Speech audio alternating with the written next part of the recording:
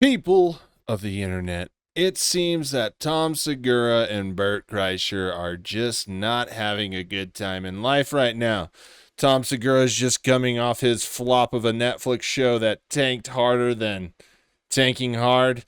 And Bert Kreischer, well, the alcoholism is just wearing on his body and he looks like a puffed cherry tomato.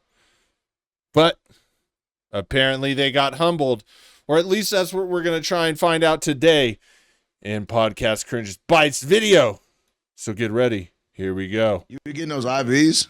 I got one yesterday. Yeah. That's why I'm so bloated. Yeah, me too. I got one yesterday. I love that shit, man. Yeah. Stem cells, too. I get stem cell injections. What? Like Yeah. a stem on Black Ops? This week I got 3 different kinds.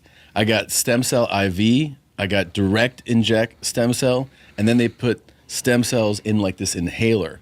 So like Whoa. the vapors go in. Yeah, all 3. Your perception of the world is so different than my perception of the world. Right. Like I look at it, I really am like not just glass half full, but glass overflowing. And your mom was a gangster. Yeah, 1,000%. Like still to this day. Like I remember a lot. I go back to the hood. A lot of dudes be bringing her up, and like I don't want to hear that shit because like in my mind, you was fucking my mama. You know what I'm saying? When it comes to Bert Kreischer's list of cringe offences, trying to insert himself into hip-hop culture is close to the top of the list, right next to wearing makeup to cover up his purple face and squealing, screeching and snorting into the microphone. It's the equivalent of Andrew Schultz's code switching from flagrant to brilliant idiots. I remember when Bert went on this long-ass rant about how Tupac would have been the best podcaster if he was still alive, and then wondered if they would have gotten along and been friends. That's the level of hip-hop cringe I'm talking about. His desperation to fit in with every single crowd and be accepted by anyone and everyone he comes across is getting worse the older he gets. And there's nothing more cringe-inducing than an aging celebrity trying to stay relevant by any means necessary. And then there's Tom Segura, the 50-year-old hipster millionaire comedian turned edgelord movie director who treats every podcast like a game of chess, strategically inserting himself at precisely timed intervals to convince everyone that he isn't the massive arsehole we know he's become. All of Tom and Bert's I just want to know if Tom Segura is, like I said, he's been working out, taking all in stem cells, testosterone, all that stuff. How come he's never got no muscles? I do not understand. He is like a science experiment that needs to be studied. Like this dude's been working out for like 3 years now, juicing himself up, and he still looks like Hank Hill. Bert's worst character traits came out in full force when they had Theo Von and Stavi's love child, that Mexican OT, on the latest episode of Two Bears, One Cave. I don't think I've ever seen a mismatch this big on a podcast before. It was like having Mark Zuckerberg, Alex Jones, and Joey Diaz locked in the same room together. But it ended up being an important podcast for Tom and Bert because finally they realized that they're not the edgy, dangerous comedians that they thought they were. Mexican OT made these guys realize they're just day traders who were in the right place at the right time. And the way he did it was possibly one of the strangest things I've ever seen. I'm definitely going to hell for this one because literally nobody else noticed this. However, that didn't stop Bert from one-upping Mexican OT over and over again with his own stories and having his team of producers pull up old clips of himself to flex on his guest. And of course, okay, I'm not really seeing the big deal here, but I'm sure it's going to get revealed. I'm just not like, this is typical Bert Kreischer. And really, like everybody, if you ever just sit back, don't say anything in a conversation, right? And you just listen and you watch people. Everyone's just trying to fight to overtalk each other and put their opinion in. I mean, this is just normal. But we'll see. We'll see. I'm interested now. You know, I got to see, is this just slow media day, or did something really happen? That's where I'm at right now. I'm just being honest. we got the customary Bert explaining hip-hop to white people. I just hope his wife couldn't hear what he was saying from the other room. It's interesting. We were talking about Ralph. I know Ralph doesn't like this being brought up too much, but white people wanted to put Ralph in a box and be like, so you're a Mexican comic. And then Ralph's like, no, I'm a comic. And white people couldn't understand it. And when I see you guys, and I see what you guys are doing, you're so authentically you, and you're not what Hollywood or the music industry wants to put in the box. When I saw you fight that fucking bull. That's my favorite. That's my insane. favorite thing I've ever seen on the internet. Pull up me fighting a bull if you could. You what? You never saw mine? Are you fucking I'm me? being dead fucking serious. Oh no! A little different than yours. I believe it, right? Wait till you see this. I wish you would bring this show Bro, back. you've been doing Oh, buddy. Here we go. Go! Broke my ribs and broke my foot. Oh, Bro, that why would anybody want to do that? You know, that is literally insane. Those are just wild little beasts. You know, I mean, that's probably the stupidest thing. Besides alcoholism, that's probably the stupidest thing. Like, you got to be like on next level dumb to let a bull just charge at you like that. He don't have no experience. You know what I mean? He's not a cowboy. He's not a wrangler. He doesn't ride rodeo or bucking horses or anything like that. You know, he just goes in there a novice and stands in front of a bull. Bro, that's just crazy. That's stupid. I can't get over how stupid that is. That thing will wreck you. I mean, if it don't hit you with its head, it'll step on you, kick you, just roll over you. That's too many dangerous options for me. that quick. Oh, that quick, I was over. I have one stripper Yeah. that I think about. Wow. If I ever think about strip clubs, this one stripper. Nice. It was Jason Nash's bachelor party. It was in the Valley at a place called Valley Dolls. And she had Cholita tattooed across her stomach. Okay, I'm okay. I was like, I bet this girl would fucking trash me. You all right? God. Okay. Okay. I'm starting to see it. He's just trying. He's trying a lot. It stings a little bit. Because I'm sure Mexican OT is definitely not a guy that likes that type of shit. But people just want to relate too, you know, so you can understand it from both sides. You know, it's so funny. When I was younger, I did. When I got married and I knew that I was allowed to go, I kind of was like, I tried. And that, and I think my wife's older. So, like, we were talking about it. I got a lap dance the other day. And I was like, this doesn't feel like what I'm used to. Like, where are her moles? Like, Skin's too smooth. Skin's too smooth. Like, what is this, a fucking volleyball? Last time I need was a in the grill. football, something with lumps. Bert went on that whole authentic artist ramble just so he could bring up his own bullfight. I agree with Tom, though. Bert should definitely bring that show back. I'm thinking Fear Factor meets Hurt Bert, where instead of having contestants, it's just Bert doing gross and dangerous shit to himself. Bert really needs to get his wife's name out of his mouth, though. Comparing Leanne to a stripper while she's literally sitting in the next room, listening to the podcast as she organizes Bert's life, is so fucking disrespectful. Every time he says her name, we need Will Smith to come out from behind the camera and slap him. In this episode, though, I think Bert broke his own record for interrupting himself and getting his producer to pull up videos and Google him. Whenever he can't remember something from his own life, he'll yell out for someone to Google it or to go and get Leanne. He was so desperate to impress Mexican OT with videos of when he was younger that it ended up actually working. Damn, bro. I ain't Wait. I'm stuck on one thing. Did he just said that he got a lap dance the other day? I don't know. I don't know if that was a good thing, right? That's pretty crazy. I think his wife probably hated him. He was in the doghouse for a while.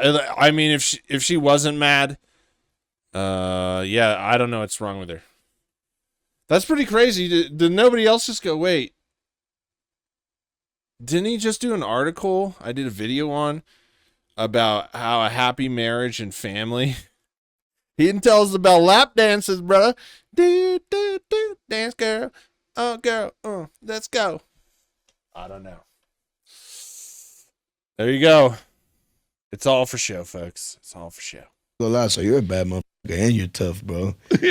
You've been doing this for a while. You fucked me up with that shit. Yeah. I think that's cool as bro. Like you in general. What? Like you're just a bad motherfucker. Those videos you were showing me earlier, yeah. that's cool, bro. No, I was hungry for fame and money.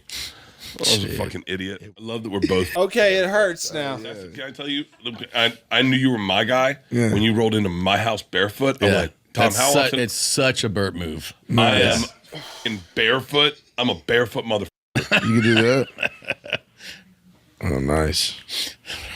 It's wild. Yeah, Hey, I'm a I opened a soda can at Mike Boosie's house with my toe. Just at the end there, when Tom was looking down and said, "That's wild," it was because Bert and OT were rubbing their feet together. They're barefoot brothers. Unfortunately, after Mexican OT told Bert how much of a badass he is, everything turned downhill from there.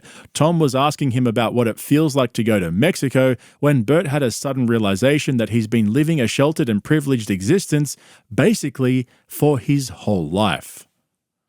Hey, I don't know what to say. You know, a lot of the times I do, but in this, it hurts to watch. You know, when you feel it right in your chest, and it makes you squunch up. You know, like little T-Rex arms. You know, it just makes it literally. It's called cringe because it makes your body like cringe. You know, we're all humans. Shit, who's got it figured out, huh? I just be living in fear with that shit. I feel like I done heard so many stories. And There's like, a lot of crazy stories for bro, sure. because that shit is real. That's real, yeah. That shit completely real. Well, not if you're white like me. It's not real at all. Nah, it's I walk real. around Mexico City with a Rolex on. Like, what's up, fellas? Yeah. 2 TNA cigars? Nah, but it can happen, though. You got to understand, you got motherfuckers that go home and look at their grandma's stomach, touch their back every day. They don't give a fuck about that shit. I need what you got, you know? I say you got motherfuckers that go home every day and watch their grandmama's stomach touch their back like they starving. Oh, okay, yeah. But you in a cold Man, house. I liked it better the way you said it. The way I heard it, just dudes going home, touching their grandmother's stomach, and then touching their back. Going, I'll be back, grandmama. I'll be back, grandma. I also had zero understanding of what you said, but I was like, yeah, that does sound scary, man. Your perception of the world is so different than my perception of the world. Right. Like, I look at it, I really am, like, not just glass half full, but glass overflowing. Yeah. I see opportunity everywhere, and I think sometimes the problem is you don't realize like that.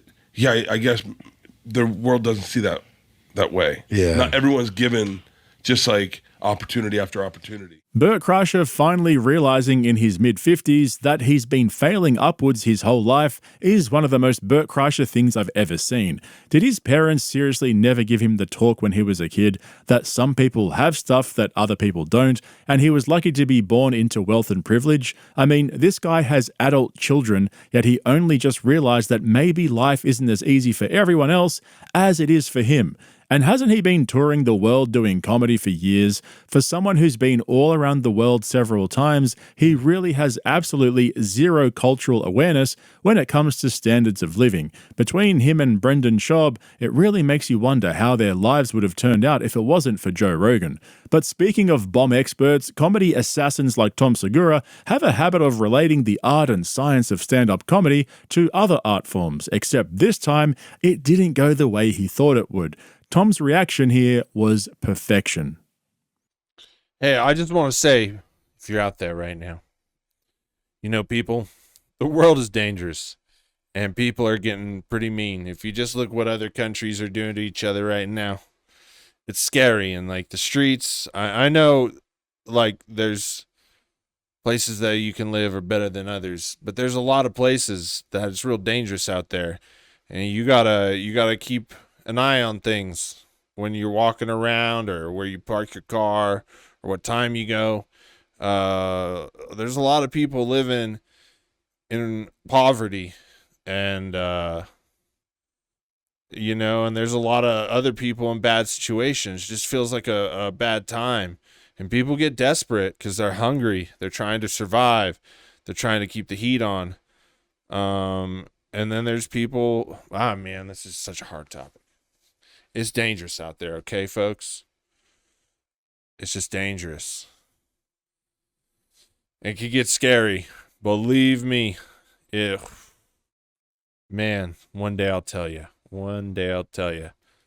I want to ask you about rapping, because like in comedy, when you're starting out, coming up, we we bomb sometimes, right? And it's so you're like, yeah, I'm good at this, right? And you go and you just eat shit, and it sits with you. You're like, Who cares? the dirtiest feeling. Do you have moments where you were like, whatever, whether it's a freestyle or some shit, and you just eat like as a rapper?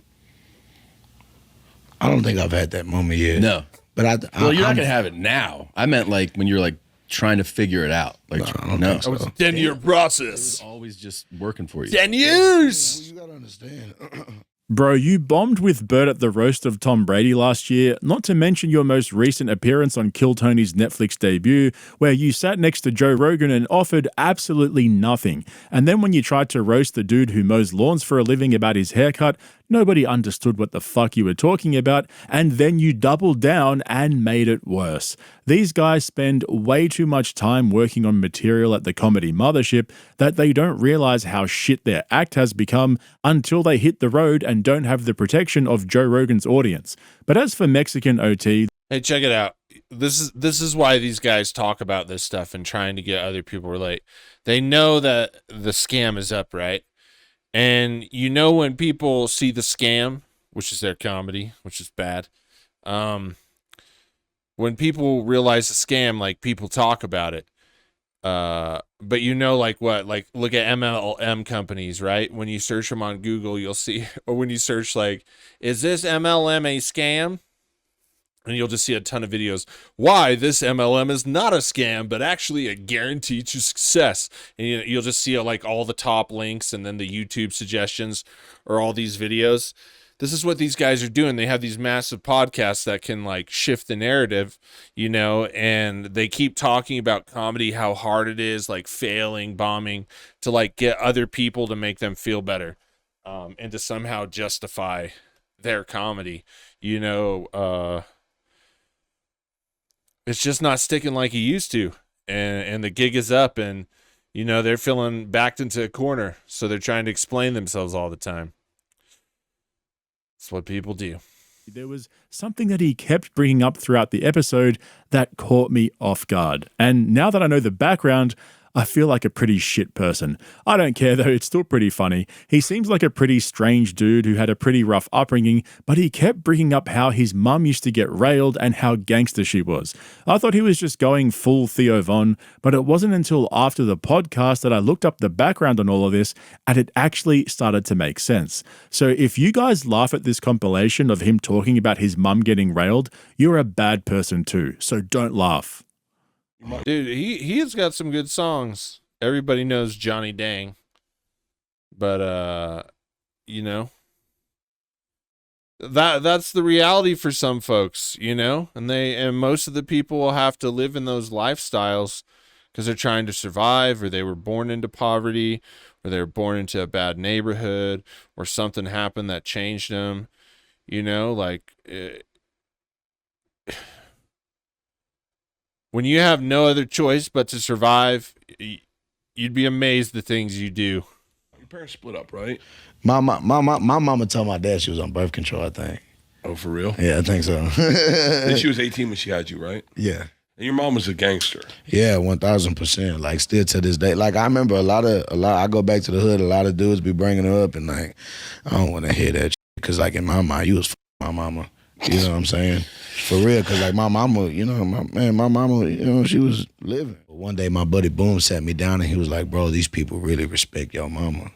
Like, he said, I just don't want it. He like, I see you feel that way, and I don't want you to feel that way because you shouldn't. Like, Right. I ain't trying to tell you this to make you feel good. I would just left it alone. You know, to them, like, she was black. Yeah. You know what I'm saying? Just in the hood every day. And just with them thugging. Just cool in the bitch. Man, I'll show you some pictures of my... I couldn't find a picture of your mom online. Yeah. Because nah. you describe, you say every time you hear high heels, you think of your mom. Yeah. My dad, he would, bro, so he would have all the strip clubs jumping. And, you know, and the owners love my dad. Isn't that like a Houston and Atlanta thing? Like strip clubs, like going to strip clubs is like a real big thing. I know it's like that in Portland. There's so many goddamn strip clubs. Like your neighborhood has a strip club in Portland. It's crazy. I remember I lived. There's that Fred Meyer. I can't think of where it is, but it's up there, near 82nd. I think it's on 82nd. And there was Devil's Point, and that was like a punk rock strip club. And that was right at the end of the neighborhood. It was wild. It was actually like really normal. It was like going to the bar. It wasn't like this, like, oh, we're going to the strip club. But I know, like in Houston and Atlanta, it's like a thing. I just never understood it, man. You know, you spend all that money. I don't know, but I'm cheap, so. Just love my dad. So he would bring the house party home every night, Monday through Sunday. What? And I'm living with him in the 7th grade. And he would have a house full of women and a few dudes there. And those dudes are there because he met them at the club. And he's like, oh, you rap? Bet, watch this. Come on. And he'd bring them home and he'd have me rap battle these grown-ass men. What? And I'd eat them alive. And then one of his hoes would take me to school. Or I'd take the city bus. Or taxi, not the city bus. That is such a crazy upbringing story. Nah, Like, yeah, that it is was crazy. And like I said, man, I was being a kid walking in on my mama, and you know what I'm saying, my listening to my dad, I just always been around it. So My story is like one time I got to watch a rated R movie that year. Like that's the craziest that happened to me in 7th grade. There was no strippers and rapping with that's wild, dude. but my parents were kids when they had me, Yeah. So I dig it. Honestly, it wasn't the mom getting railed. I think it was just the way he kept saying your mama that got me. So naturally, I wanted to read up on his background and find out why he spoke about his mum like that. And once I read that she was killed by a drunk driver when he was only 8 years old, it all started to make sense. It's pretty sad that he never got to know her properly, and most of his memories about her were listening to or walking in on her smashing. That's got to really fuck you up as a kid. I mean, just imagine that for a second. Nah, you guys. Yo. Podcast Cringe just took that. You know, he could have talked about all kinds of stuff about his past, but he took it to a dark place right now. Shit, I was not ready for that. That was a dark place. He just went full in on that one, huh? And then he asks you to imagine that, huh? I think that's about the darkest Podcast Cringe has ever gotten. Pretty scary. Pretty scary, though. Guys are fucked. I can tell you're all laughing at him. Even Tom and Bert were struggling to hold it in. How would you like it if everyone you met from your old neighborhood had a story about your mama? Brutal. And so by the end of the episode, Tom realized how sheltered his childhood was, and Bert had a glimpse of life in a different body. Okay, hang on. Don't worry about that. Back to the mum thing for a second. You know the only reason why Bert Googled photos of his mum was to see if she was hot. I mean, I did too, but bro offered to show Bert photos of her. Seriously, that whole thing was fucking weird. I'm definitely going to hell though. At least he's open and honest about it, I guess. He definitely earned my respect. Anyway, while you're here, don't forget to hit the subscribe button if you want to see more videos of me being an insensitive douchebag and laughing at people's misfortune. But wait, just one final thought. Why would you bring that up in front of two comedians? Like, I get talking to your therapist and learning different coping strategies for every time you hear a new story about your mama, but don't bring it up on a podcast. It's seriously starting to stress me out now. All right, I've made my point. Shout out to all of you from my main channel who came over here and subscribed. This channel's for you, so I appreciate your support, and a massive shout out to all the sexy mamas out there. Thanks for watching, guys. I'll catch you in the next one. There you go. Podcast Cringe taken to a whole nother level. I think he was waiting the whole podcast. That whole podcast was dedicated because he wanted to talk about the childhood part, you know? I just feel it just went super dark. But you have to understand, like, this generation with computers and cell phones, everybody, like, have you looked at TikTok? Dude, that shit. I never used TikTok hardly at all. And you just scroll that shit. It's crazy. It's crazy what people say. Like people just talk about everything. Like there's no filter anymore. So it might not seem like it's such a big deal. Like talking about your past, I don't know. I don't know why I'm still stuck on him getting a lap dance. Like everybody just glazed over that one. Like they just acted like, what was that? No shit. I don't know. That was crazy. I did a video like 2 months ago, early spring, and it was some article, I think from the Atlantic or something, And they were talking about his marriage and how it's better than ever. And then he just drops there's lap dances. Does nobody else think that's crazy? Shit, I don't know. Let me know in the comments. Peace. Know you like to bang, yo. Don't stand.